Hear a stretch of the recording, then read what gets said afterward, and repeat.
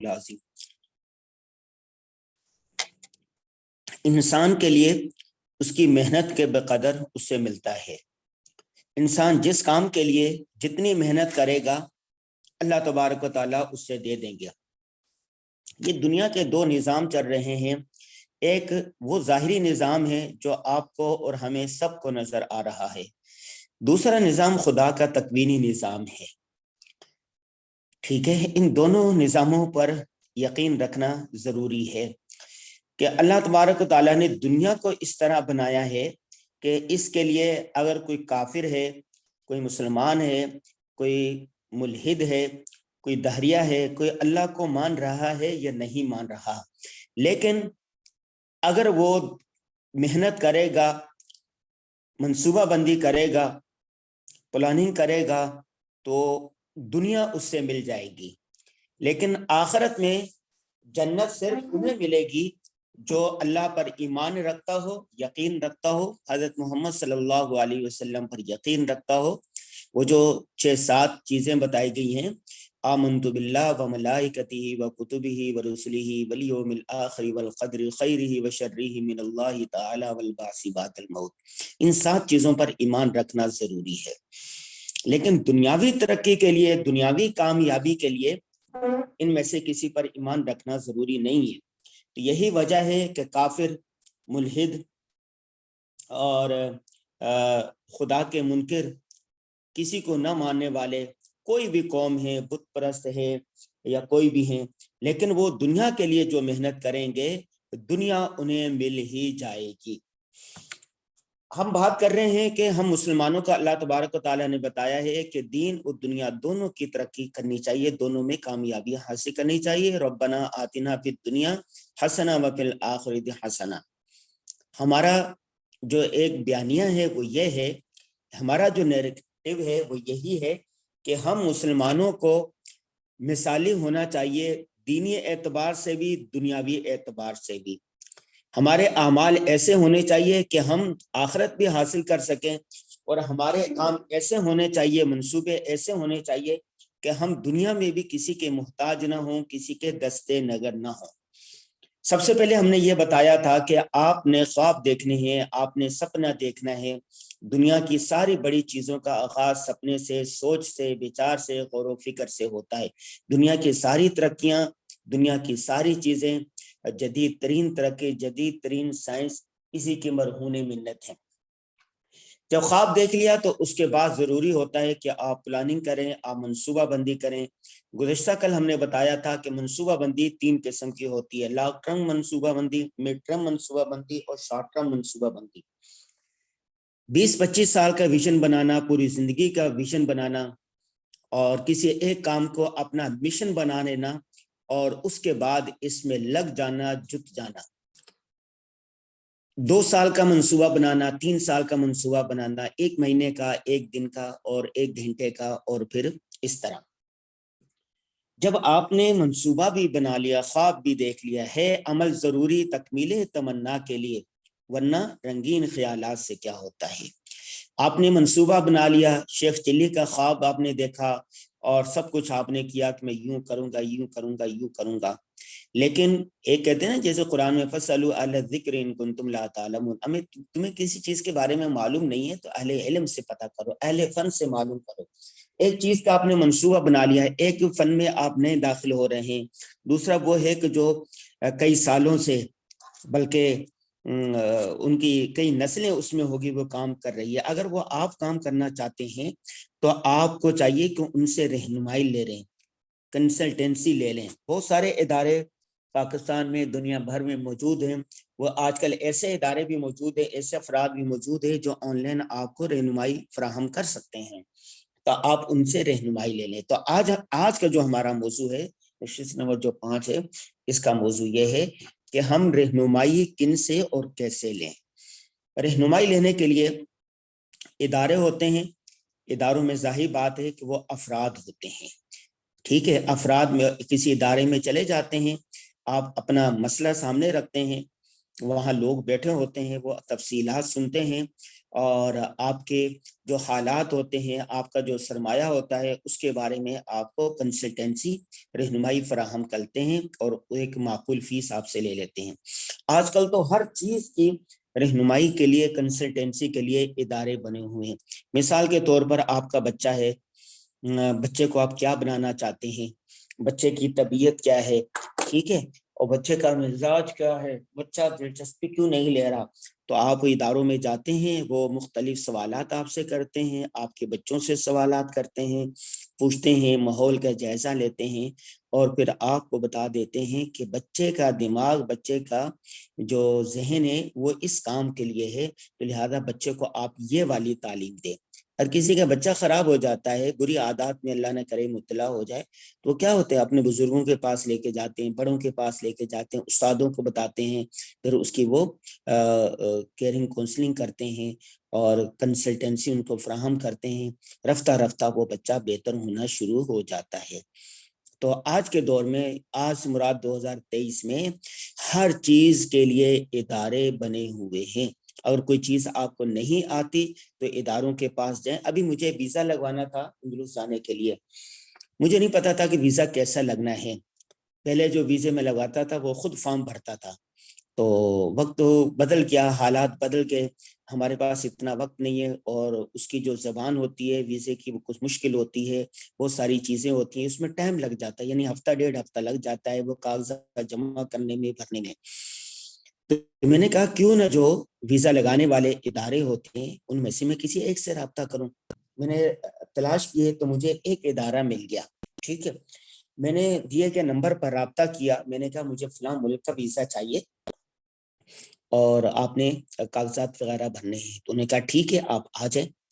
تو اب انہوں نے کہا آنے کی بھی ضرورت نہیں، آپ فلاں فلاں کاغذات فراہم کر دیں، ہم آپ کے ویزا پروسیس کر لیتے ہیں، اور 5,000 روپے فیس ہوگی، اور فلاں ٹائم ہم فلاں ادارے سے آپ کو لے جائیں گے، وہاں جا کے آپ نے فلاں وقت میں جمع کروانے ہوں گے۔ چنانچہ انہوں نے 4 گھنٹوں کے اندر فارم بھر دیا اور مجھ سے کاغذات لے لیے، اور اگلے دن وہ فارم جمع ہو گیا، 5,000 روپے فیس لی، ٹھیک ہے۔ تو میں نے سوچا کہ اگر میں خود بھرتا تو مجھے اس کے اندر 1 ہفتہ لگ جانا تھا، اور 1 ہفتے میں 5,000 کے کئی ہزار کا کام کر سکتا تھا۔ تو ایک انہوں نے سروس فراہم کر دی ان لوگوں کے لیے جو خود نہیں بھر سکتے ہیں یا مصروف ہے، عدیم الفرصت ہیں۔ اسی طرح آپ چاہتے ہیں کہ آپ کسی موضوع پر کتاب لکھیں، آپ کو لکھنا نہیں آتا، تو کتاب لکھنے کے لیے ایک ادارے بنے ہوئے ہیں، افراد ہیں، آپ ان کے پاس جائیں، رہنمائی لیں کہ بھی مجھے یہ سفر نامہ لکھنا ہے، یہ کتاب لکھنی ہے، کیسے لکھوں، تو وہ بتائیں گے آپ کو، آپ کا انٹرویو لے لیں گے، آپ کی بات ریکارڈ کر لیں گے، اور اس کے بعد آپ کو پوری کتاب لکھ کر آپ کے حوالے کر دیں گے، کتاب آپ اپنے نام سے چھاپ دیں اور آپ کی کتاب ہوگی، ان کو ایک معقول فیس مل جائے گی، ٹھیک ہے۔ اسی طرح اگر بیمار ہیں آپ، کوئی مسئلہ ہے، آپ کو صحیح نہیں ہو رہا، تو جو اس فن کے ماہر ڈاکٹر ہیں، ماہر نفسیات ہیں، ان کے پاس جائیں گے، وہ آپ کا جائزہ لے گا، اور اس کے بعد آپ کو کوئی روحانی یا کوئی دوائی تجویز کر دے گا، آپ اس کے مطابق کریں گے تو آپ صحیح ہو جائیں گے۔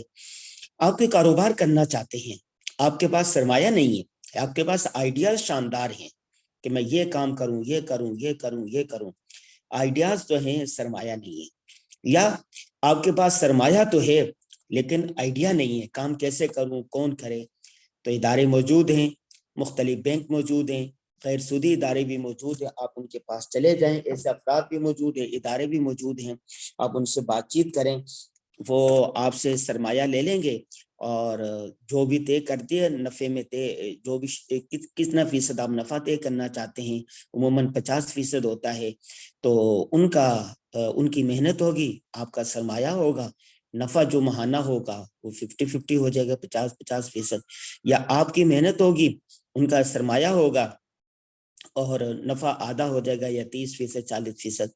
مجھے یاد پڑتا ہے ہمارے ایک دوست ہے، ان کے ذہن میں ایک آئیڈیا تھا، وہ کہتے ہیں کہ فلاں جگہ پر سبزی کی دکان نہیں ہے، سبزی کی دکان نہیں ہے، اگر یہاں پر سبزی کی دکان کھول لی جائے تو اچھا خاصا کمائی ہو سکتی ہے۔ اس نے آئیڈیا شیئر کیا، ہمارے ایک دوست کو پسند آ گیا، اس نے کہا کہ ٹھیک ہے کتنا چاہیے؟ اس نے کہا 1 لاکھ روپے چاہیے۔ اس نے 1 لاکھ فراہم کر دی، اس نے وہاں پر سبزی کی دکان کھول لی اور اصولوں کے مطابق اس نے کام شروع کر دیا اللہ کا نام لے کے۔ الحمدللہ وہ جو دکان تھی وہ چل پڑی، پورے محلے کے لوگ وہاں سبزی خریدنے لگ گئے اور ماہانہ روزانہ کی جو بچت تھی وہ 3 سے 4 ہزار روپے ہونے لگ گئی، اور ماہانہ آمدن جو تھی ان کی 50-60 ہزار ہونے لگ گئی۔ تو 25 ہزار 20 ہزار اس کو ماہانہ 1 لاکھ سے آمدن مل جاتی تھی۔ تو یہ کیسے ہوا؟ آپ نے افراد سے رہنمائی حاصل کی۔ تو رہنمائی کے لیے افراد بھی ہیں، ادارے بھی ہوتے ہیں۔ تو آپ اگر کوئی کام کرنا چاہتے ہیں، کوئی ادارہ بنانا چاہتے ہیں، کوئی ویب سائٹ بنانا چاہتے ہیں، یوٹیوب چینل بنانا چاہتے ہیں، یہ جو دور ہے یہ ظاہر بات ہے سوشل میڈیا کا دور ہے۔ آج اپنا پیغام پہنچانے کے لیے آپ اتنے ہی پاورفل ہیں جتنے امریکی صدر ہیں یا ترکی کے صدر ہیں، طیب اردگان ہیں یا شہباز شریف ہیں یا اپوزیشن لیڈر یا عمران خان ہیں۔ تو آپ جانتے ہیں کہ عمران خان پر پابندی لگا دی حکومت نے کہ کسی چینل پر نہیں آئے گے، تو انہوں نے سوشل میڈیا کا استعمال کیا، اور سوشل میڈیا پر جب آواز گئی تو اس سے بھی زیادہ پیغام پہنچ گیا پوری دنیا تک۔ آپ چاہتے ہیں آپ ادارے کے لیے، اپنے ادارے کے لیے کوئی چینل بنائے، یوٹیوب چینل بنائے، فیس بک بنائے، آپ کو بنانا نہیں آتا۔ ویب سائٹ کس طرح بنانی ہے آپ کو بنانی نہیں آتی۔ فیس بک پیج کس طرح بنانا اور اس کو چلانا ہے آپ کو نہیں آتا۔ ٹویٹر اکاؤنٹ کس طرح بنانا ہے اور چلانا ہے آپ کو نہیں آتا۔ تو بہت سارے ادارے ایسے موجود ہیں جو 5,000 روپے، 6,000 روپے، 10,000 روپے، 15,000 روپے آپ سے لیں گے، آپ کو ویب سائٹ بنا کر دے دیں گے، ساری چیزیں اپلوڈ کر دیں گے، یوٹیوب چینل بنا دیں گے، فیس بک پیج بنا دیں گے، اور آپ کو کہیں گے اتنی آمدن، اتنی جو رقم ہے معاوضہ ہے وہ ہمیں دے دیں۔ ایسے ادارے بھی موجود ہیں کہ وہ آپ کا چینل چلائیں گے، آپ کی ویب سائٹ چلائیں گے، آپ کا پیج چلائیں گے، وہ ماہانہ آپ سے آمدن لیتے رہیں گے، مطلب 1,000 روپے، 2,000، 3,000، 4,000۔ ایسے ادارے بھی ہیں وہ کہتے ہیں کہ کنٹینٹ آپ کا ہوگا، بات آپ کی ہوگی، چلائیں گے ہم، اس سے جو آمدن ہوگی وہ ماہانہ آدھی کریں گے۔ ٹھیک ہے، تو اس طرح آپ ادارے بنانا چاہتے ہیں، چینل بنانا چاہتے ہیں، آپ کو نہیں آتا تو آپ کسی سے سیکھ لیں۔ کتاب آپ نے لکھ دی، آپ کتاب چھاپیں کہاں سے؟ بہت بڑا مسئلہ ہے۔ کتاب لکھ تو دی، چھاپے کون؟ چھاپنے پر ایک کتاب جو 200 صفحے کی ہے، 1,000 چھپتی ہے، اس پر چھاپنے پر 2 لاکھ روپے لگتے ہیں۔ 2 لاکھ روپے آپ کے پاس ہے نہیں ہے، آپ ناشر اداروں کے پاس چلے جاتے ہیں، وہ جا کر کہتے ہیں کہ میری یہ کتاب ہے، میں اس کو چھاپنا چاہتا ہوں۔ وہ کہے گا ٹھیک ہے میں چھاپ دیتا ہوں، آپ کی محنت ہے، آپ کا مسودہ ہے، کتاب ہے، میرا سرمایہ ہوگا، نفع 30% ہوگا یا 40% ہوگا، جو بھی باہمی مشورے سے طے ہو جائے۔ کتاب وہ چھاپ جائے گا، مارکیٹ میں آ جائے گی، کتاب بکتی رہے گی، آپ کو آپ کا نفع ملتا رہے گا، ان کو ان کا نفع ملتا رہے گا۔ ٹھیک ہے، اس طرح چل رہا ہے کہ کوئی ایک آدمی ہر فن مولا نہیں ہو سکتا، ہر آدمی کچھ نہ کچھ کر سکتا ہے، دوسرے کی کہیں سے آپ کو خدمات لینی پڑے گی، کہیں پر سروس فراہم کرنی پڑے گی، کہیں سے لینی پڑے گی۔ اس دور کے اندر ایسا کر سکتے ہیں، آپ اداروں کے پاس چلے جائیں، ٹھیک ہے، تھنک ٹینک بنے ہوئے ان کے پاس چلے جائیں۔ ایک تو یہ، دوسرا ہے کہ تھنک ٹینک میں جائیں گے، آپ کو پتہ نہیں ہے کہ وہ کتنی فیس لے، کیا نہ لے، تو اس کی نچلی جو صورت ہوتی ہے، آپ کے محلے میں، آپ کے خاندان میں، آپ کے دوست احباب میں، آپ کے رشتہ داروں میں، آپ کے اساتذہ میں، آپ کے والدین میں سے، بہن بھائیوں میں سے اور دوست احباب میں سے جو اس فن میں مہارت رکھتے ہوں یا وہ اس کا شعبہ ہو، تو آپ اس سے مشورہ کر لیں، اس سے رہنمائی لے لیں، تب بھی بات چل سکتی ہے۔ مثال کے طور پر آپ اسفار کرنا چاہتے ہیں، بیرونی ملک اسفار کرنا چاہتے ہیں، یا بیرونی ملک آپ سرمایہ کاری کرنا چاہتے ہیں، یا بیرون ملک سے کچھ چیزیں خریدنا چاہتے ہیں، آپ کو نہیں پتا چیزیں خریدنی کیسی ہیں، آپ کا ایک دوست ہے وہ بیرون ملک سے چیزیں خریدتا ہے اور یہاں لا کے بیچتا ہے، تو ان سے مشورہ کریں، ان کے ساتھ جڑ جائیں۔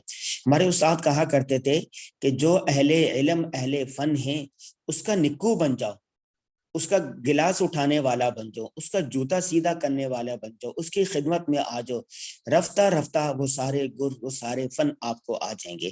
مثال کے طور پر آپ لکھاری بننا چاہتے ہیں، آپ لکھنا نہیں آتا، آپ کسی لکھاری کے ساتھ مل جائیں، ان سے علیق سلیق رکھیں، ان سے دوستی رکھیں، ان سے رابطے میں رہیں، ان کے ساتھ بیٹھیں، ان کی زندگی کا جائزہ لیں کہ وہ کس طرح لکھتے ہیں، کس طرح مطالعہ کرتے ہیں، تو رفتہ رفتہ وہ کہتے ہیں نا صحبت صالح تورا صالح کنن، صحبت طالح تورا طالح کنن. صحبت جو ہوتی ہے نا یہ انسان کو وہ چیز سکھا دیتی ہے. نیک صحبت نیک بنا دیتی، بری صحبت برا بنا دیتی ہے. لکھاریوں کی صحبت لکھاری بنا جاتی ہے، بولنے والوں کی صحبت بولنے والا بنا دیتی ہے، مالداروں کی صحبت مالدار بنا دیتی ہے، تاجروں کی صحبت تاجر بنا دیتی ہے.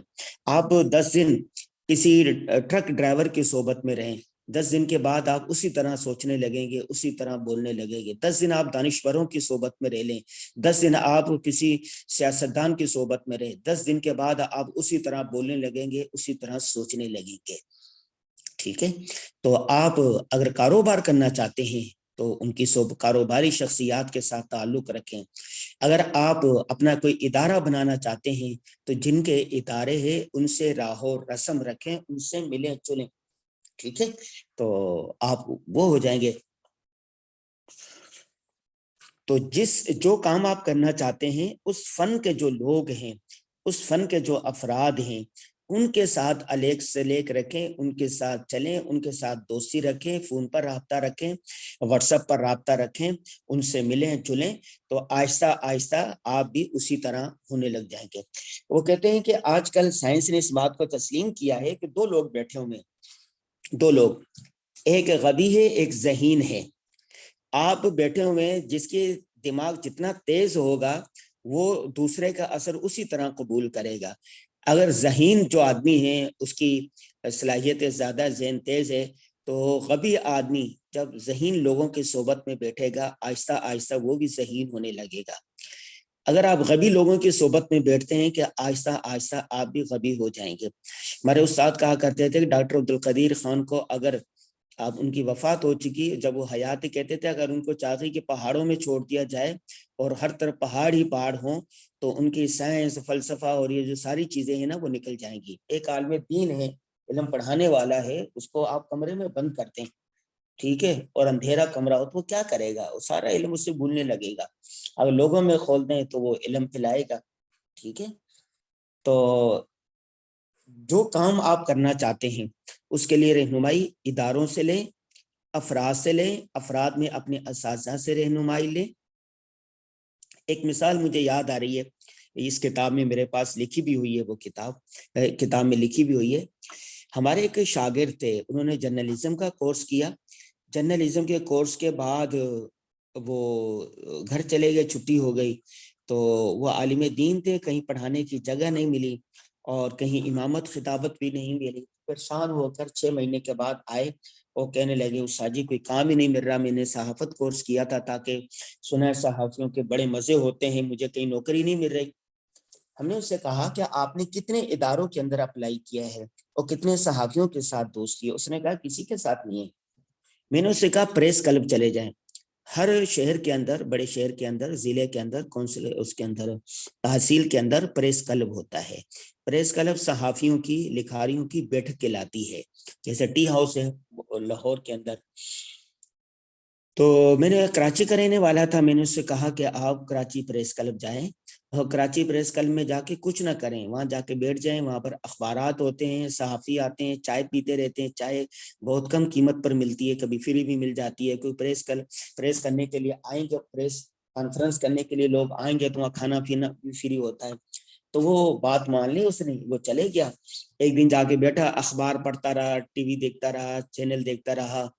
اور اگلے دن بھی گیا وہاں پر، تو CNN کا ایک رپورٹر آ گیا، اس کے پاس بیٹھ گیا. اسے الیکس لے گئی کہ ہاں کیا کام کرتے ہو؟ اس نے کہا کہ میں جرنلزم کا کورس کیا ہوا، کوئی کام نہیں کرتا. اس نے کہا آپ کیا کرتے ہو؟ اس نے کہا میں CNN کا نمائندہ ہوں. تو اس نے کہا اچھا یہ بتائیں کہ آپ کو رپورٹنگ آتی ہے؟ اس نے کہا ہاں میں نے پڑھی ہوئی ہے رپورٹنگ. اس نے کہا ہمیں ایک ہیلپر رپورٹر کی ضرورت ہے، تو آپ ہمارے ساتھ آ جائیں، ہم آپ کو رپورٹنگ مزید سکھا بھی دیں گے اور جو چھوٹا موٹا کام آپ کرتے رہنا. چنانچہ وہ اس کے ساتھ لگ گیا. شروع میں اس کے ماہانہ 3,000 روپے ملنے لگے، تو آہستہ آہستہ وہ رپورٹنگ سیکھ گیا اور پھر ایک بڑا رپورٹر بن گیا. ایک وقت آیا کہ 60-70 ہزار روپے اس کی تنخواہ ہو گئی. رپورٹنگ سے اپنی کام کا آغاز کیا. جرنلزم میں، صحافت میں اصل رپورٹنگ ہی ہوتی ہے، رپورٹر اصل جرنلسٹ ہے. کالم تو ہر شخص لکھ سکتا ہے. تو آہستہ آہستہ وہ ایک آگے سے آگے بڑھتا چلے گیا، یہاں تک کہ اس کی ایک شناخت ہوگی، ایک پہچان ہو گئی اور ایک بڑا رپورٹر بن گیا۔ تو دیکھیں اس نے چند دن وہاں پر پریس کلب میں گزارے اور رپورٹر کی صحبت میں گزارے، عملی طور پر اس نے کام کیا کہ وہ کیا بن گیا، ایک رپورٹر بن گیا۔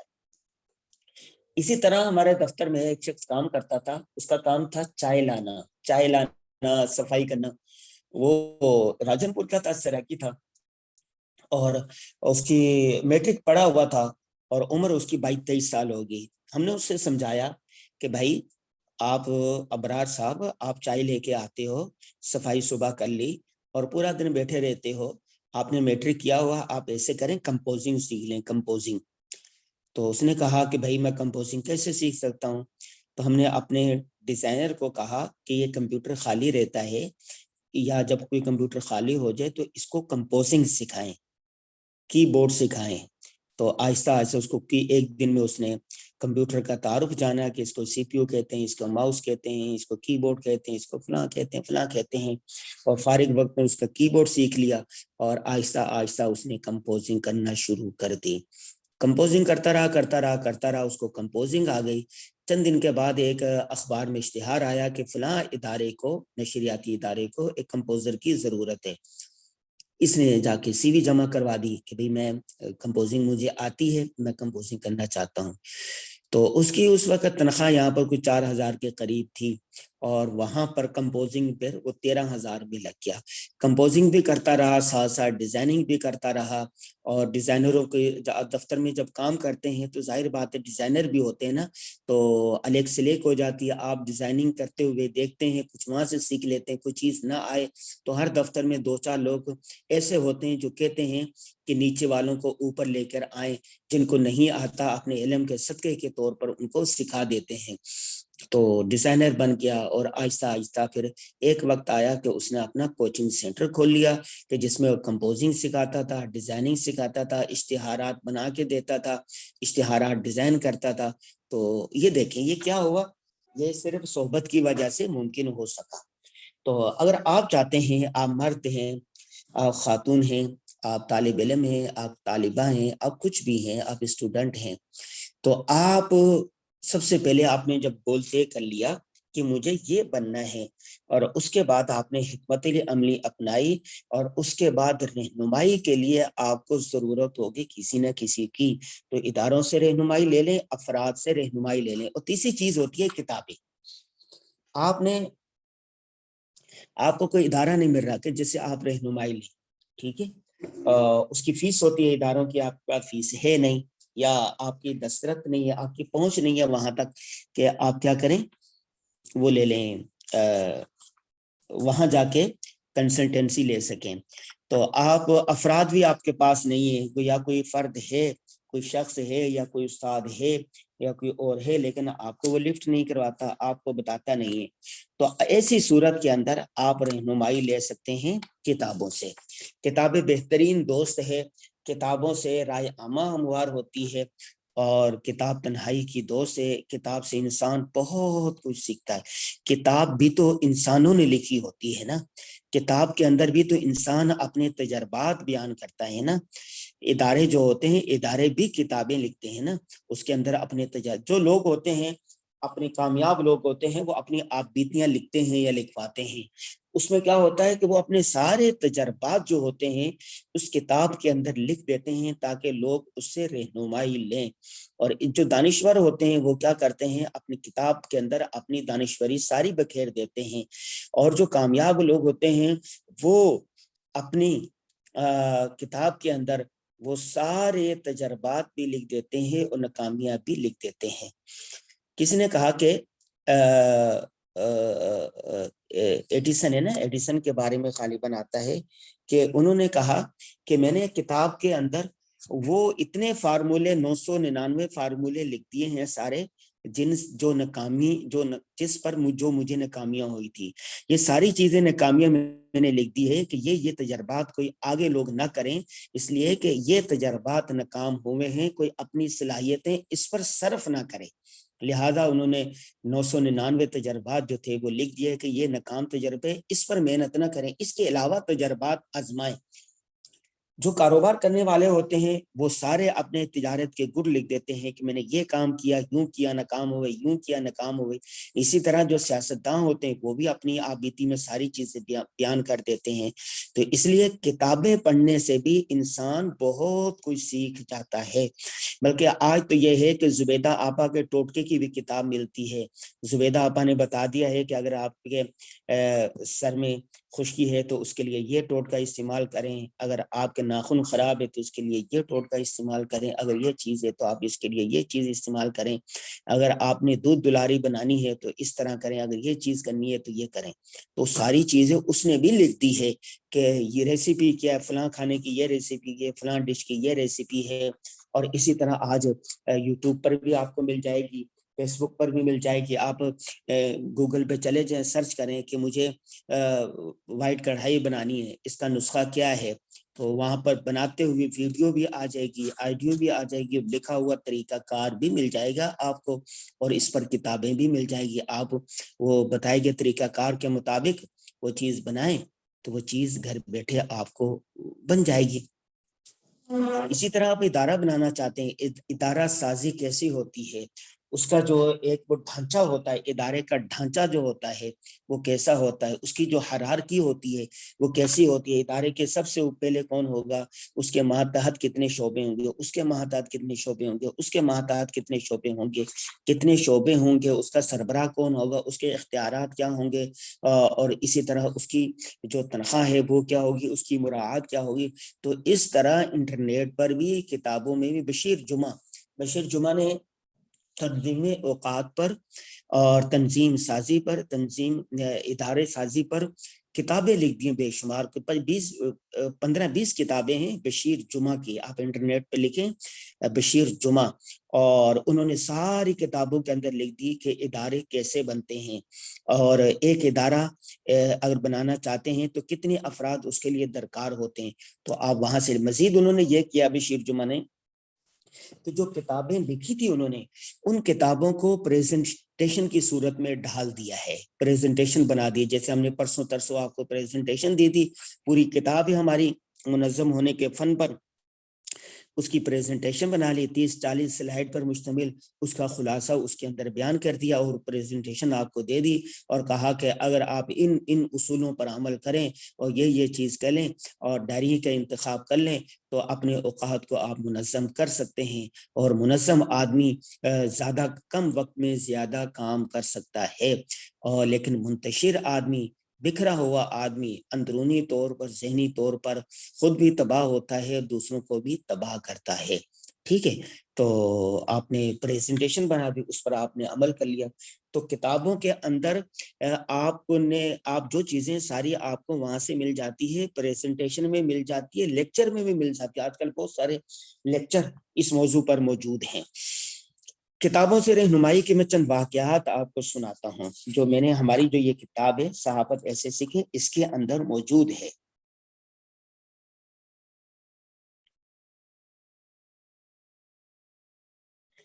یہاں پر یہ ایک واقعہ لکھا گیا ہے، کتابوں سے رہنمائی، اگلی سلائیڈ کھول لیجئے گا۔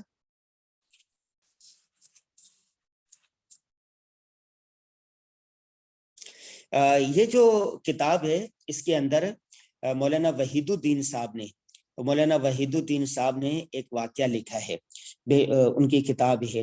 انہوں نے کہا کہ واقعہ لکھا ہے کہ ایک آدمی کی دکان تھی، کپڑے کی مارکیٹ کی دکان تھی، تو اس نے دیکھا کہ جو دکاندار ہے، جو سامنے سے گزرنے والے لوگ ہیں، ان میں سے ہر شخص کو پکارتا ہے کہ بھائی اندر آ جائیں، باجی اندر آ جائیں، کیا چیز خریدنی ہے، وغیرہ وغیرہ وغیرہ۔ تو اور جو دوسرے دکاندار ہے وہ بیٹھا رہتا ہے، وہ کسی کو نہیں بلاتا۔ تو انسان کی فطرت ہے، آپ تجربہ کر کے دیکھیے گا کہ آپ مارکیٹ میں جا رہے ہیں نا، کپڑوں کی بہت ساری دکانیں ہیں، آپ فیصلہ نہیں کر پا رہے ہوتے کہ میں کس دکان کے اندر جاؤں اور کس دکان کو چھوڑوں، شکل چہرے مورے سے سب ایک طرح نظر آتے ہیں، تو جس دکاندار میں آپ کو اپنائیت نظر آتی ہے، محبت نظر آتی ہے، تو آپ اس دکان میں چلے جاتے ہیں۔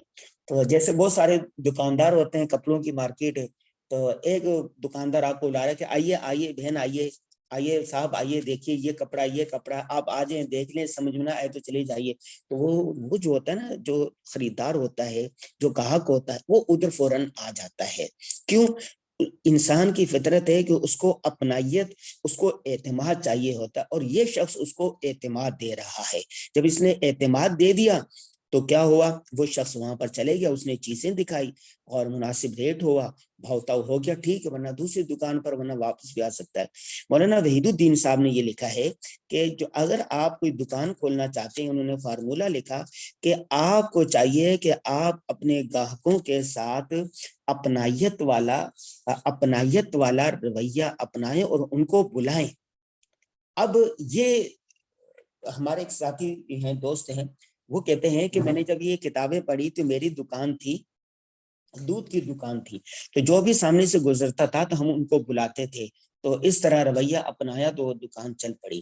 ایک شخص نے کتاب میں پڑھا کہ ہر آدمی جو ہوتا ہے نا, ہر آدمی وہ چاہتا ہے کہ مجھے جلدی ہے, سب سے پہلے سودا مجھے ملے, اور خاتون کہتی ہے مجھے ملے, بچہ کہتا ہے مجھے ملے, کوئی بھی ویٹ نہیں کرنا چاہتا. انہوں نے کتاب میں پڑھا کہ اپنی دکان کے سامنے 3 وہ بنا دیں, کاؤنٹر بنا دیں.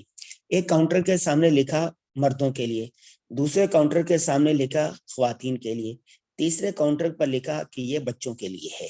ٹھیک ہے, بچوں والے کاؤنٹر کے سامنے بچوں والی چیزیں رکھی, خواتین کی جو کاؤنٹر تھا اس کے سامنے ایسی چیزیں رکھی جو عموماً خواتین خریدتی ہیں, اور جو بڑوں والی ہے دکان دی مردوں والی, وہاں پر ایسی چیزیں رکھی جو عموماً مردوں کی خریدنے کی چیزیں ہوتی ہیں.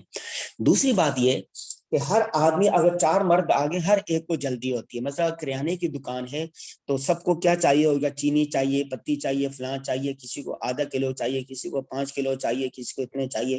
تو اس نے پیکٹ بنا کے نا 1 کلو کے, آدھا کلو کے, پاؤ کے پہلے سے رکھے ہوتے, اور کسی کو 1 کلو چاہیے تو فوراً اٹھا کے چینی دے دیتے. ٹھیک ہے, اور اگر بچوں کے لیے چیز چاہیے ہوتی ہے, آئس کریم, بوتلیں وغیرہ, تو وہ بھی سامنے رکھے ہوئے, اور بھی جٹ سے کوئی بچہ مانگے اور دے دے. اور دوسری بات ہے کہ وہ ہمیشہ اپنے پاس کھلے نوٹ رکھتا تھا. اور تیسرا اس نے یہ دیکھا کہ بچوں کی نفسیات, لوگوں کی نفسیات ہے کہ بچہ پارٹی جو ہے نا وہ نئے نوٹ پسند کرتے ہیں. بلکہ ہر شخص, آپ اور ہم بھی تجربہ کر لیں کہ جب ہم کسی دکاندار کے پاس جاتے ہیں تو ہماری کوشش ہوتی ہے جیب کے اندر جو سب سے گلا سڑا پرانا پھٹا ہوا نوٹ ہے نا وہ دکاندار کو دیں. اور دکاندار کی جب کھلا کرتا ہے, وہ دکاندار کی یہ کوشش ہوتی ہے کہ جو میرے پاس سب سے گلا سڑا پھٹا ہوا پرانا نوٹ ہے وہ گاہک کو دوں. ٹھیک ہے, تو اس دکاندار نے یہ سوچا کہ وہ بینک سے نئے نئے نوٹ لے کر آتا تھا, نئے نئے نوٹ, اور جب کسی کو واپس پیسے دیتا تھا نا, جو کھلا کر کے واپس پیسے دیتا تھا, تو نئے نئے نوٹ دیتا تھا, خصوصاً بچہ پارٹی کو. تو بچے جو ہوتے ہیں وہ نئے نوٹ کے شوقین ہوتے ہیں. تو اب جو بچوں کو نئے نوٹ چاہیے ہوتے تھے نا, نئے نوٹ کے بہانے سے بچے سارے اس دکان پر آنے لگ گئے. اور دوسری بات ہے کہ ان کو وہاں پر ایک دکاندار ہوتے ہیں نا, کاؤنٹر الگ الگ نہیں ہوتے, ایک ایک کاؤنٹر ہوتے ہیں, تو سارے وہاں کھڑے رہتے ہیں, مرد زن بچے سارے مل جاتے ہیں, تو ان کو مشکلات ہوتی ہے. اور تیسری بات یہ وہاں پر جلدی ہوتی ہے ہر ایک کو. تو اس نے لکھا کہ دکان سے سودا جلدی ملنے کے اسباب بھی کیے, کاؤنٹر بھی الگ بنا دیے, اور جب وہ واپس دیتا تھا چیز تو وہ جلدی جلدی چیزیں دیتا تھا. تو اس کی دکان چل پڑی, اور آہستہ آہستہ اس کی جو دکان تھی وہ سپر اسٹور بن گئی. اب جس نے یہ کتاب کے اندر واقعہ پڑھا, اس نے کہا یار میں کیوں نہ اس چیز کو اپناؤں.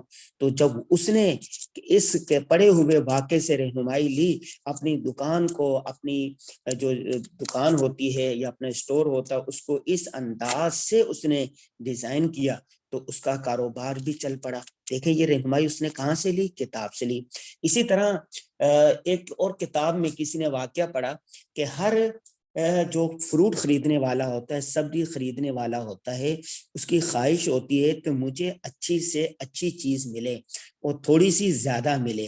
تو اس نے کہا کہ اگر جھکتا ہوا ترازو تولیں اور چیزیں یعنی زیادہ دیں تھوڑی سی, اور کیلے اگر درجن میں مل رہے ہیں یا کنو درجن میں مل رہے ہیں تو ایک کیلا زیادہ دے دیں, تو جو گاہک ہوتا ہے وہ خوش ہو جاتا ہے.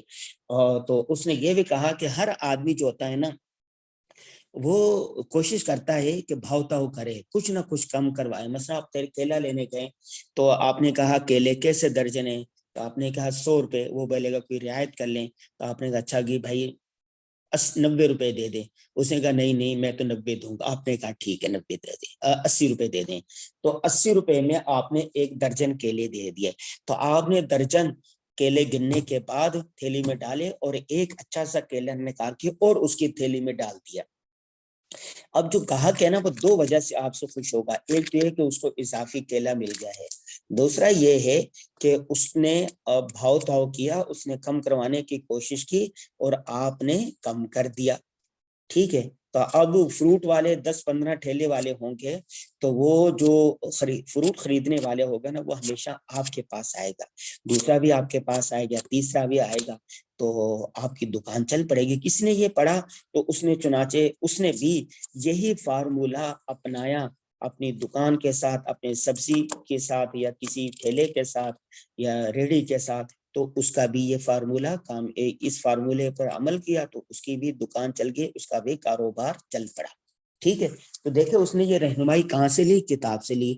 آپ نے کسی ادارے کے بارے میں پڑھا کہ فلاں ادارے کے اندر ایسا مطلب ایک طریقہ کار ہے، ایسا ایک وہ اصول ہے کہ وہاں پر والدین کو ہر ہفتے بلایا جاتا ہے، والدین کے ساتھ میٹنگ کی جاتی ہے، والدین کو ان کے بچے کے بارے میں بتایا جاتا ہے کہ اس ہفتے آپ کے بچے نے اتنا پڑھا ہے، یہ کارکردگی رہی ہے، یہ آپ کے بچے کے اخلاق ہے، یہ غلطیاں ہیں اور یہ خامیاں ہیں، آپ نے یہ کرنا، یہ کرنا، وہ کرنا۔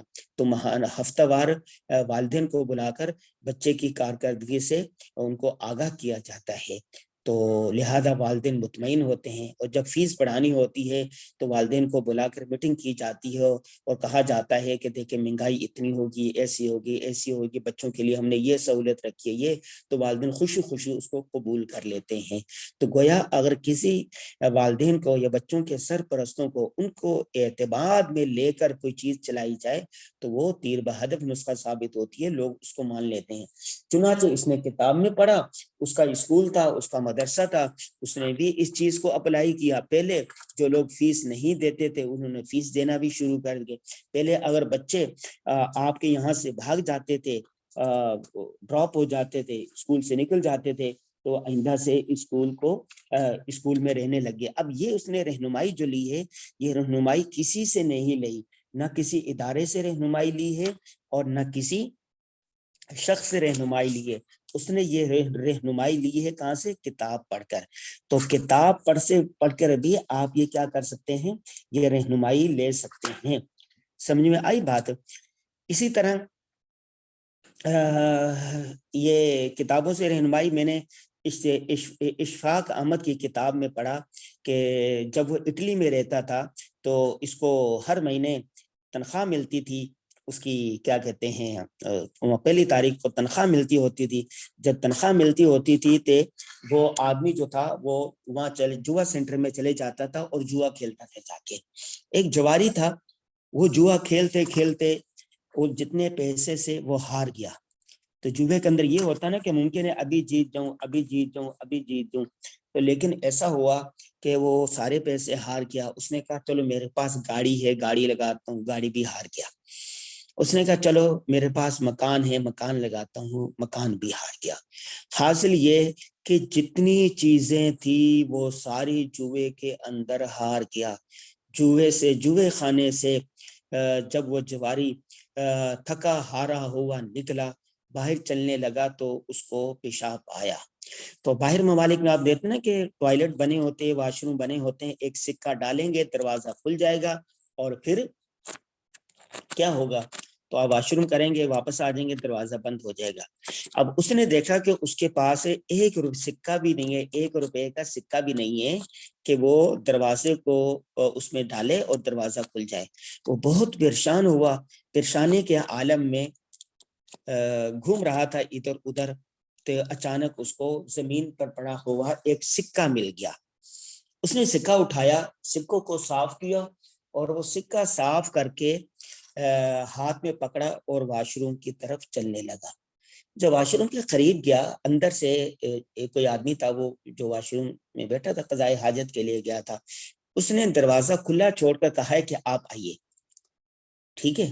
اب یہ چلے گیا اندر، تو اس نے قضائے حاجت کی، فارغ ہوا، پیشاب وغیرہ کیا، تو اب ایک سکہ اس کا بچ گیا۔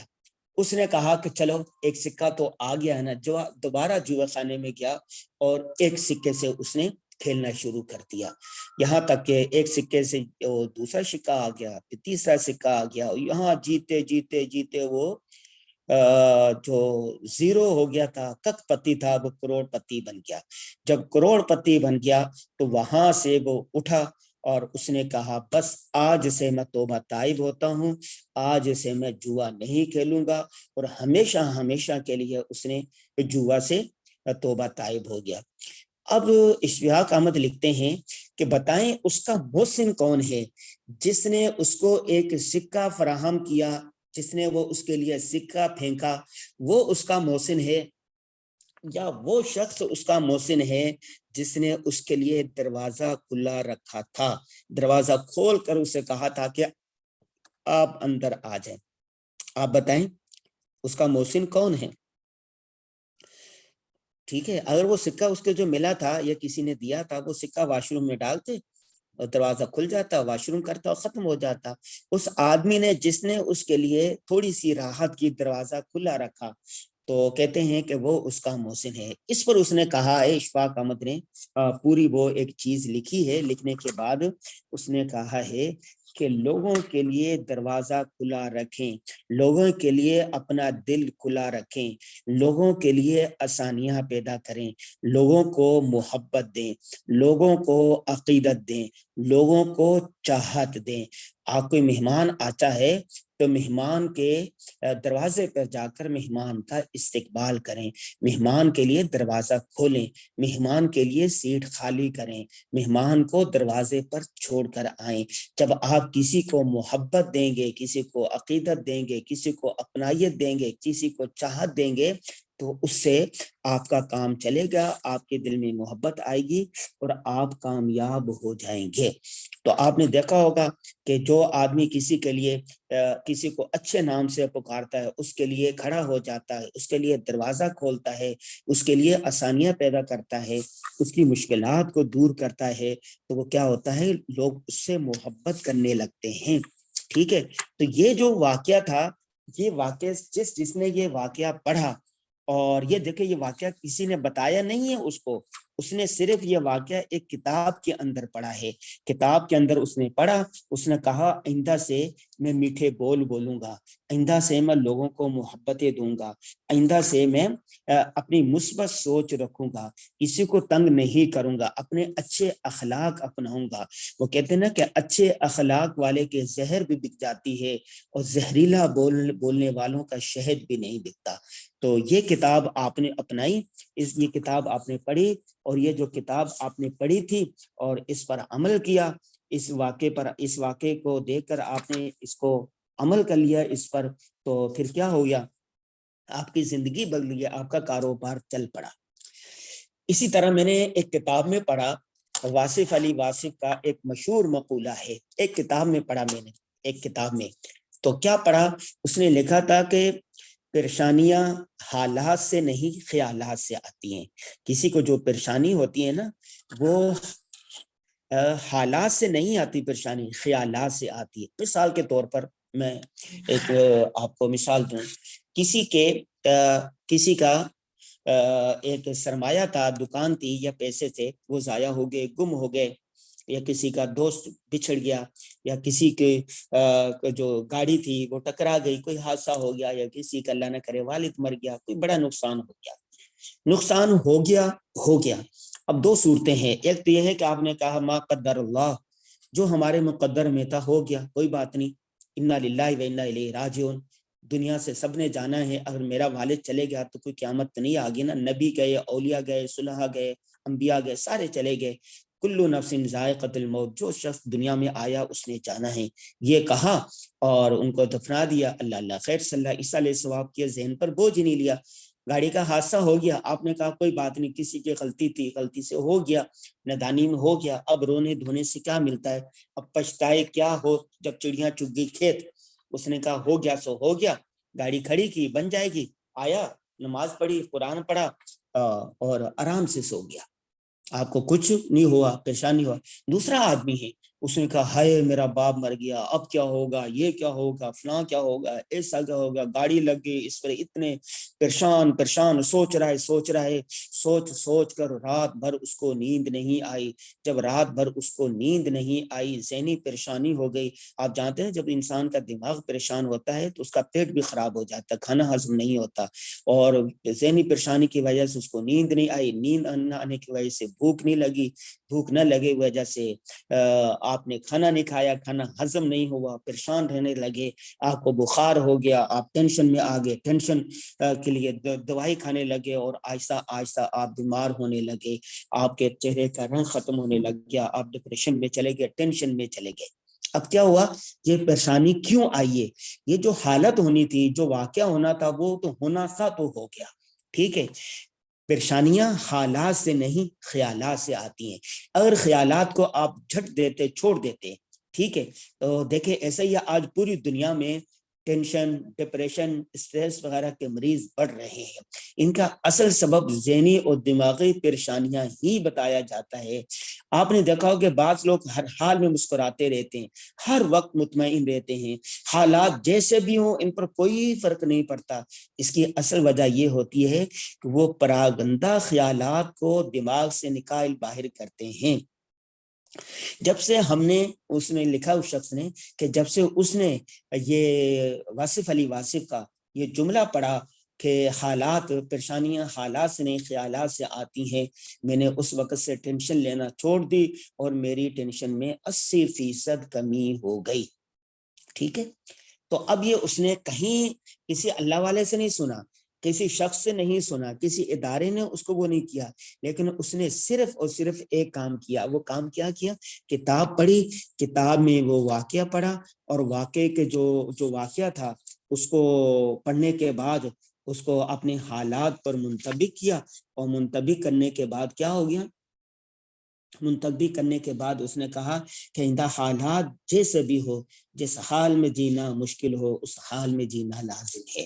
جب پریشانی ہوگی تو میں نے ان پریشانیوں کو اپنے دماغ پر، اپنے ذہن پر سوار نہیں کرنا، بلکہ مجھے کیا کرنا ہے، مجھے صرف ایک ہی کام کرنا ہے کہ جو کام ہو گیا، جو غلطی ہوگی، ما قدر اللہ کہہ کر اور اللہ کی رضا پر راضی رہنا ہے، لہذا مجھے یہ کام نہیں کرنا، اور وہ صحیح ہو گیا۔ ایک شخص نے سوچا کہ واقعہ لکھا اپنی کتاب میں، اس نے کہا کہ میں امام مسجد تھا، سچا واقعہ ہے، امام مسجد تھا اور امامت خطابت کرتا تھا گلبرگ لاہور میں، اور میرے پاس کافی سارا وقت ہوتا تھا، تو میں بیٹھا تلاوت کرتا رہتا تھا، یا سوتا رہتا تھا، یا گپیں ہانکتا رہتا تھا۔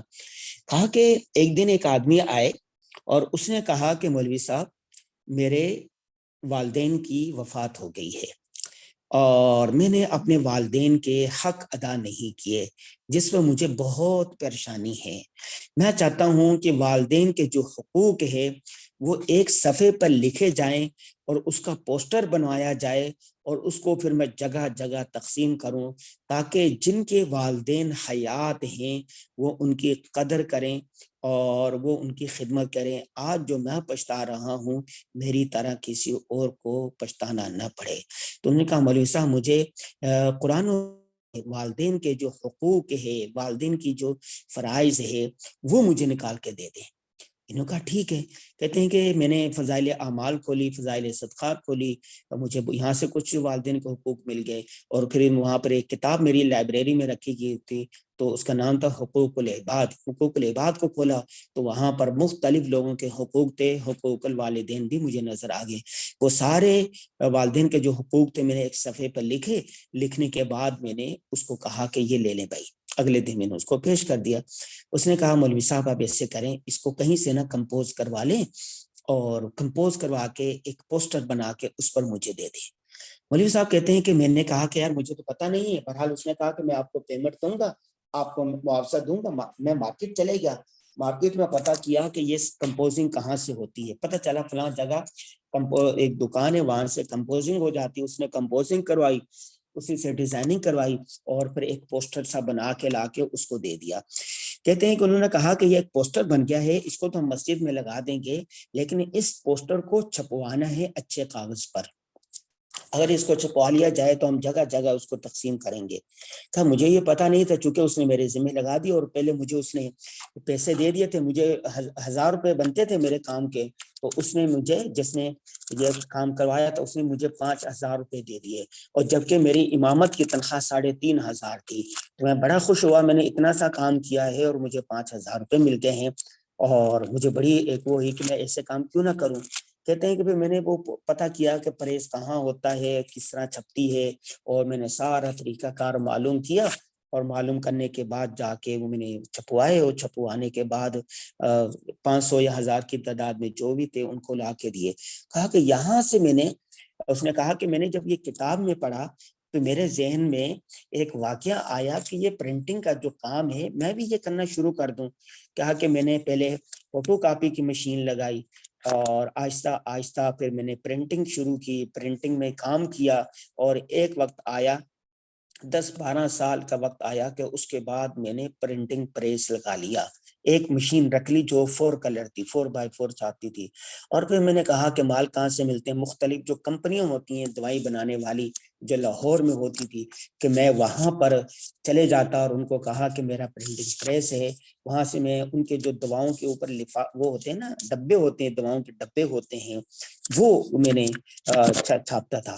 تو میں نے پھر اس کی ڈیزائننگ کروانا شروع کر دی، بہترین سے بہترین ڈیزائننگ کرواتا، اور اچھے سے اچھے معیاری کاغذ پر اس کو چھاپتا۔ کہا کہ میرے پاس ابھی 2 کمپنیوں کا اتنا بڑا کام ہے کہ میرا جو پورا پریس ہے 4x4 وہی چھاپتا، بڑی مشکل سے چھاپتا ہے۔ اس وقت وہ ان کے بیٹے ماشاءاللہ یہ کام کر رہے ہیں، آج بھی وہ لاہور کی اس مسجد میں امامت خطابت کر رہا ہے، ساتھ ساتھ ان کا پرنٹنگ پریس بھی ہے، الحمدللہ کھاتے پیتے خوشحال گھرانوں میں ان کا شمار ہوتا ہے، اپنا ایک اسکول ہے، ایک تعلیمی ادارہ ہے۔ اب یہ بات اس نے کہاں سے سیکھی؟ یہ کتاب اس نے صرف ایک کتاب میں پڑھا تھا، وہ کتاب میں جو واقعہ پڑھا، وہ کہتے ہیں جو واقعہ ہوتا ہے نا، جو حکایت ہوتی ہے، حکایت بیان کی جاتی ہے حکمت بیان کرنے کے لیے، تاکہ اس کے اندر یہ حکمت بیان کی جو واقعہ ہوتا ہے وہ اسباب حاصل کرنے کے لیے، اسباب کہ یہ سبق ملتا ہے، یہ اس سے عبرت ملتی ہے۔ قرآن پاک میں دیکھیں اللہ تبارک و تعالیٰ نے کتنی قوموں کے واقعات بیان کیے، قوم لوط کے، قوم ہود کے، قوم سمود کے، قوم عاد کے، قوم نوح کے، کتنی قوموں کے واقعات بیان کیے گئے ہیں۔ بنی اسرائیل کے واقعات بیان کرنے کے بعد کیا کہا؟ فَاعْتَبِرُوا يَا أُولِي الْأَبْصَارِ، اے عقل مندو، اے عقل والو، اے مومنو، تم اس سے عبرت حاصل کرو۔ ضرب اللہ مثلا بعوضہ، اللہ نے چھوٹی چھوٹی چیزوں کی مثال دی ہے، اور کہا کہ مچھر کی مثال دے کے کہا کہ انسان اتنا عاجز ہے، اگر مچھر تمہیں کاٹ لیتا ہے اور تم اس کو خون نچوڑ وہ لے لیتا، تم اس سے ایک خون اپنا واپس نہیں لا سکتے۔